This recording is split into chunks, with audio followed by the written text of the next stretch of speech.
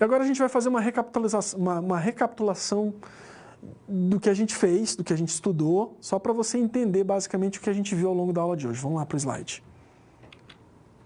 Bom, a gente falou hoje basicamente de atributos e métodos, tá? Falamos ali de construtores, tá? Que basicamente é um método com o mesmo nome da classe que tem em todas as classes.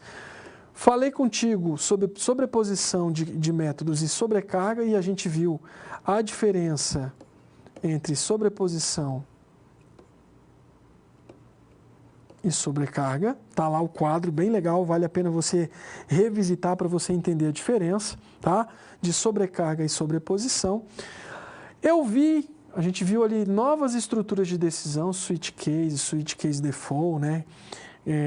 Você entendeu no fluxo do switch case e do switch case default a diferença de um para o outro, e isso é legal porque às vezes você tem uma necessidade de fazer alguma coisa com código de programação, de resolver alguma situação, que você vai ter condições de fazer isso a partir de uma dessas duas estruturas. E sabendo como elas funcionam, você vai escolher a que melhor te atende naquele determinado tipo de contexto. Beleza? Vamos lá para o slide.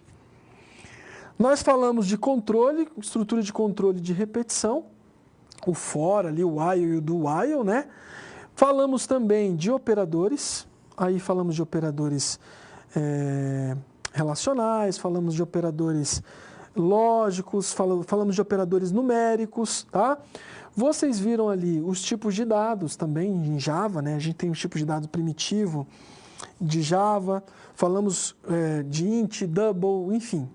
Falamos de reutilização de classe, mas agora é o final da aula, que é um ponto, um aspecto muito importante aí para a gente, na linguagem orientada a objetos, como funciona a questão da reutilização de código.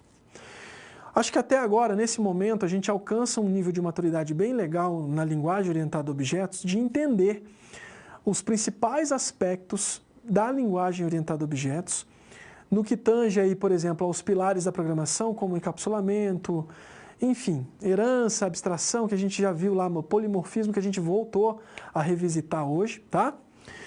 A gente viu também um pouquinho das características que são marcantes em qualquer linguagem de programação, que são as estruturas de decisão, estrutura de repetição, estrutura de controle.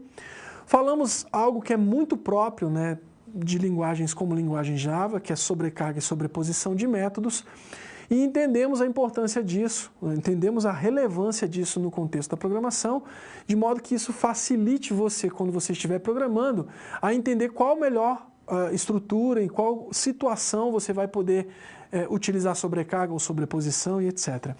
E por fim falamos novamente de reutilização de código, que eu acho bem legal como a gente faz o Extends, utilizando ali, por exemplo, a IDE NetBeans para criar um projetinho, e eu entrego para ti nessa aula de hoje um código para a construção de uma classe chamada pessoa, tá? Que você pode começar aí pensando nesse contexto de reutilização de código, de herança, construir uma classe pessoa e, quem sabe, a partir da classe pessoa, criar aí outras classes. Perfeito?